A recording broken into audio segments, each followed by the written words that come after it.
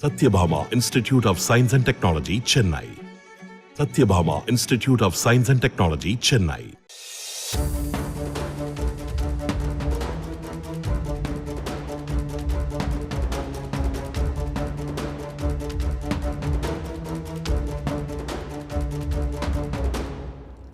My first car என இப்படி கண்ணை சிமிட்டி பெருமையாக வீடியோ வெளியிட்ட எதிர்நீச்சல் ஜனனி தற்போது அதே போன்று ஒரு காரிலேயே மது போதையில் தனது ஆண் நண்பருடன் அதிவேகமாக சென்று ஒரு காவலர் மீது மோதி விபத்தை ஏற்படுத்தியதாக வழக்கு பதிவு செய்யப்பட்டுள்ளது.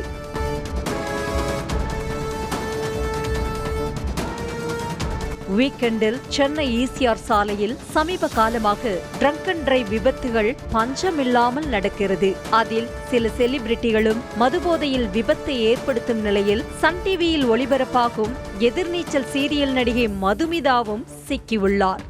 ஜனனி என்ற கேரக்டரில் நடித்து வரும் மதுமிதா சமீபத்தில் புதிய கார் ஒன்றை வாங்கி அதை தனது சமூக வலைத்தள பக்கத்திலும் சந்தோஷமாக வெளியிட்டிருந்தார். பெண்களின் முன்னேற்றம், சமூக பொறுப்பு என எதிர்நீச்சல் சீரியலில் மோட்டிவேட் டயலாக்குகள் பேசும் மதுமிதா காரில் தனது ஆண் நண்பருடன் ஈசிஆர் பக்கம் சென்றதாக கூறப்படுகிறது.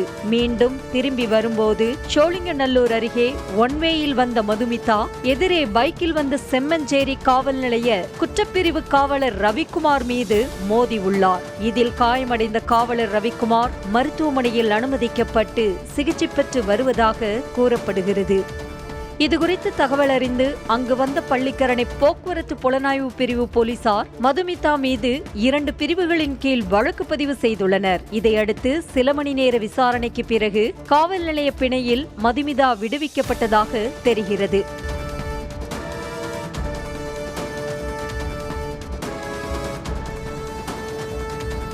இது ஒரு புறம் இருக்க, மதுமிதா தனது இன்ஸ்டா பக்கத்தில் வீடியோ ஒன்றை வெளியிட்டுள்ளார். அதில் மதுபோதையில் தான் காரை ஓட்டி விபத்து ஏற்படுத்தியதாக தகவல் ஒன்று பரவி வருகிறது. சிறிய விபத்து நடந்தது என்னவோ உண்மைதான், ஆனால் தான் மதுபோதையில் காரை இயக்கவே இல்லை என்றும் காவலர் நலமாகவே இருக்கிறார் என்றும் கூறியுள்ளார்.